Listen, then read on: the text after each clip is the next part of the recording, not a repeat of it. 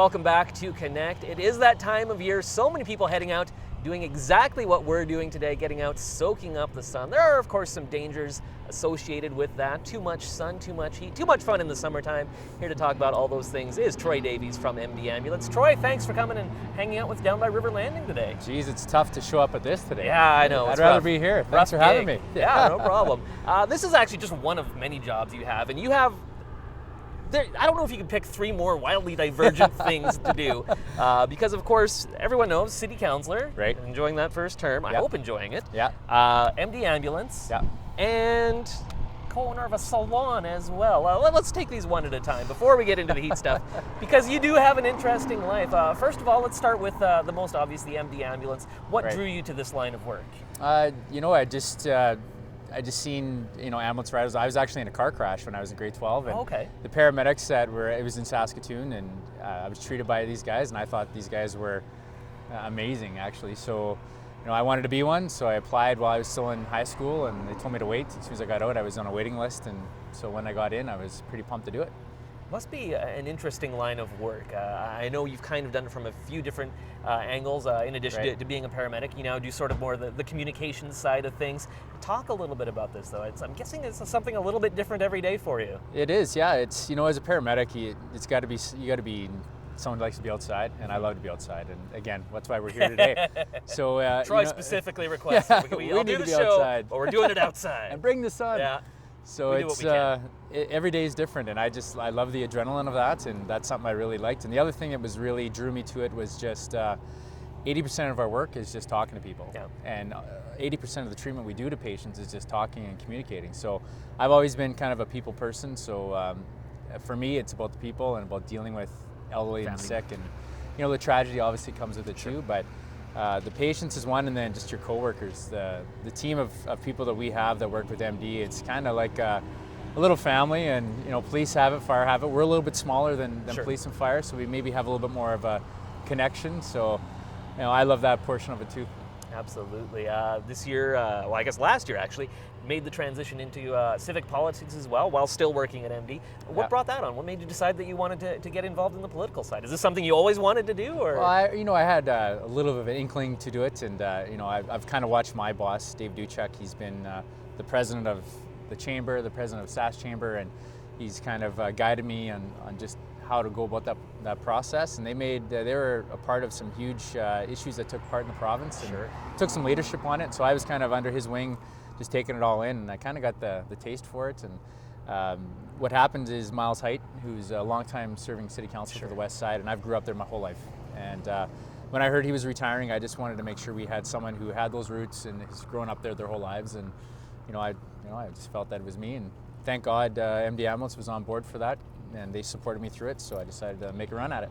And how are you enjoying the political life so far in the early phases? There's some rough times when the roads weren't so great, and we had a week there where I thought, I think I got 124 phone calls and 230 emails in 5 days of our roads where everybody knows in Saskatoon. So that was probably the worst that I've experienced so far, but the best has just been haven't been able to help out people I know, or people that I've walking the whole ward twice. And going door to door, it kind of took you back to when you were a kid, and seeing stuff how it's changed. So just going out and meeting people, and it was good. So I've enjoyed it. I love it. It's, again, that adrenaline rush, but at a whole different level. You're dealing with hundreds of millions of dollars in projects, and a little stressful. But again, you've got a great support system with a lot of counselors that aren't rookies like me, who are more than willing to take a phone call from me. So I think I've talked to every city councilor on a different issue, just getting their input. Again, I'm here to learn, and I'm going to make mistakes and do the best I can. So it's been good. Absolutely. And we want to also briefly touch on this, because I think this is so cool. You did a story on this a few years ago. You actually co-own a salon as well here in downtown Saskatoon. Yeah, I do. I get razzed over that all the time about my hair. So there's expectations. You got to have a clean haircut. Yeah, we 8 years. We're coming on 8 years June 1st. We celebrated our 8th year. So again, it was you did the story with me and on that, and my mom and a couple other ladies lost their lease on 2nd Avenue with the lady they worked for. Right.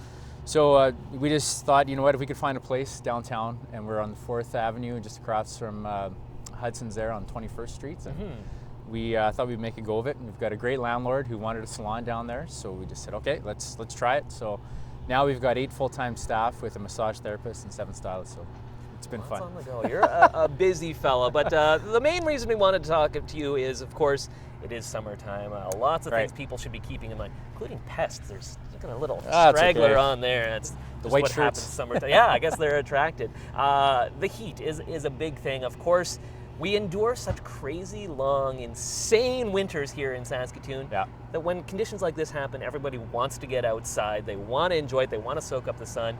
And that can lead to some problems if people aren't careful. Yeah, and we've seen that Monday. We had 64 calls in 12 hours for us. And again, you hit it on the nail on the head. We had such a long winter and brutal winter that we finally got a little bit of a heat wave, and everyone just thinks it's going to go away right away, so they just want to get outside. And I don't blame them. I'm one of them. I just want to get out there and have some fun. And we ended up doing probably a little less than half of those calls were heat related or directly, or a secondary heat related call where they had a senior with a medical illness and it was aggravated by this heat that we've had. So it was a busy day for us. And we see it every year. We're from Saskatchewan. We have long winters and we just want to get out there and have fun. And sometimes we see the bad side of it. Again, we've seen some stories coming out of Alberta too, and you just got to kind of be smart with how you're going to do stuff, and especially in weather where we're seeing a humidity of plus 40 or more. So, yeah, lots of things to keep in mind. You touch on the tragedy in Alberta. I mean, obviously, not just children, but pets. Cars heat up so quickly. Don't leave anyone or anything, any sort of life in a car in these conditions. Yeah, I just try to keep it simple and just say a car is a metal box. And you put a metal box on this sidewalk here today, 15 minutes that thing is going to be boiling on the outside, and on the inside it's like an oven. So really, would you leave your pet? Would you leave your child in an oven? Absolutely not. Right. So again, we sometimes get tunnel vision that we just gotta get outside, have fun, leave your child in the car for just a couple minutes while you run into the store. Whereas a young adult or even an older child can say, "Mom, I don't feel good. I feel dizzy. I feel like I'm going to throw up." Whereas an infant, they just don't have that capability to communicate that, and they only have so much reservoir in the tank to sweat, or to how much fluids they have in their bodies to sweat to be able to cool themselves off. And when they crash, it's tragic, and it's a horrible thing. And you touched on it in terms of keeping ourselves cool. Is that the main thing? Just making sure you're hydrated? Yeah, hydration and having the ability, again, probably 3/4 of our body is made up of water and cells, right? So to have those electrolytes, in your fluid system so that everything's run effectively, and watch for the warning signs. And we touched on kids. Kids will play outside nonstop, 100%. They will not come inside. We talked about my daughter. She will not come inside unless we drag her inside. So parents kind of have to take some ownership there that, kids are going to be outside playing. Just make sure they're hydrated, maybe wearing a hat, and just try to take the odd break and bring them inside. And of course, another thing that often comes along with summertime's activities, people like to be outside and have a different type of beverage, perhaps. Yeah. You want to certainly limit the alcohol consumption, especially because that can be a dangerous combination with the sun as well. Absolutely. Alcohol and coffee. Those seem to be the two biggest things when you hit summertime. So people don't know, caffeines and alcohols can really deplete your system with the amount of, again, electrolytes and the ability to sweat normally, or your body to react normally how it should. And that's in a young, healthy adult. So if you take a senior or someone who's got an underlying medical condition, now you've got decreased circulation going on in the body. You've got a bunch of other things happening where, your body's not going to react how it should. So again, it's something as innocent as going out for a day, having a couple drinks, maybe 3 or 4 or 5, and all of a sudden it turns later, we're getting a phone call because you're suffering heat exhaustion, or even worse, heat stroke. And of course, the big thing a lot of people think about sunscreen in terms of protecting themselves, but I guess that's also really key, because if you get a sunburn, that also impacts your ability to regulate your temperature. For sure, yeah. Sunburns, again, you're actually doing damage to the dermis of your skin, right? So again, people say, what do I do instantly for a sunburn? Well, first thing, get out of the sun, cover up. Sunscreen, I would frequently apply it if you can, and you gotta tough it out. There have been some physicians that say if you take some Advil or Tylenol right away, it might decrease the amount of swelling that's happening in your joints or whatever, but I don't think that's really proven at all. So protection's the main thing. A sunburn's a sunburn. Wear a hat and cover up. All right, we're just about out of time here, Troy, but I do want to mention beautiful South Saskatchewan River, of course, right behind us. Beautiful. Finally starting to drop down a little bit after the extremely high levels we've seen. We want people staying away, though, still, though, until really it drops right down, right? Yeah, and I know Chief Paulson and Ray Unruh from EMO have done a great job just getting no messages out saying stay away from the river. The current is still moving rapid, even if it doesn't look it's a rapid moving river right now.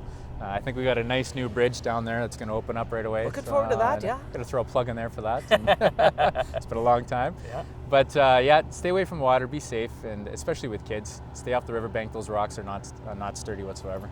Absolutely. All right. Well, we've covered a lot of ground here, Troy. Thank you so much for coming and joining us, hanging out down here by the beautiful South Saskatchewan River. Great to see you as always. Appreciate your time. Thanks for having me. It's beautiful. Let's hang out for a while. All right. Sounds good. Big thank you as well to Dr. John Marcapondo for coming on the show and talking about West Nile. And thank you for joining us as well. Remember, we want to hear from you. It's all about connecting with you, our viewers. You can follow us, Shaw TV Connect, on Twitter. Give us a like on Facebook. Email us at shawtvconnect@shaw.ca, or you can give us a call, 665-3796. I'm Simon Hyatt. Thanks for tuning in, and we'll see you next time on Connect.